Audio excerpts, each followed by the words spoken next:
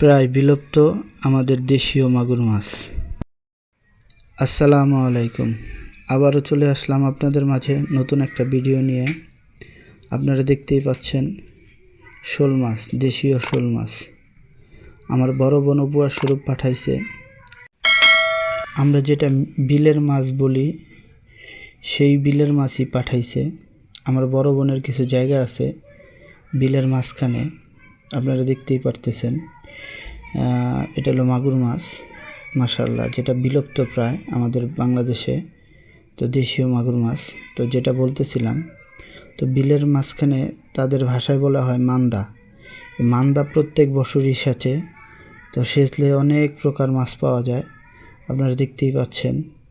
তো আরও মাছ পাঠাইছিল, আরও প্রজাতির, যেমন খৈলসা মাছ, টাকি মাছ, তারপর কই মাছ।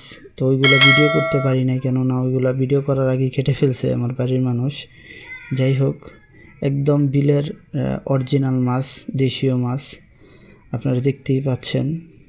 তো আমি আপনাদের ঘুরিয়ে ঘুরিয়ে দেখাই। শোল মাছ দুটো অনেক বড় ছিল। আর মাগুর মাছের কথা কি বলবো, এটা তো বাংলাদেশে প্রায় বিলুপ্তই হয়ে গেছে। প্রিয় দর্শক, আপনারা দেখতেই পাচ্ছেন মাগুর মাছটা কীভাবে ফালাচ্ছে। প্রত্যেকটা মাছই ছিল জীবিত জ্যান্ত মাছ। তো আপনাদের মাঝে আজ এই পর্যন্তই।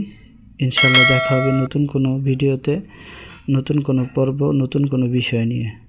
তো সেই পর্যন্ত আপনারা সকলেই ভালো থাকবেন। আসসালামু আলাইকুম।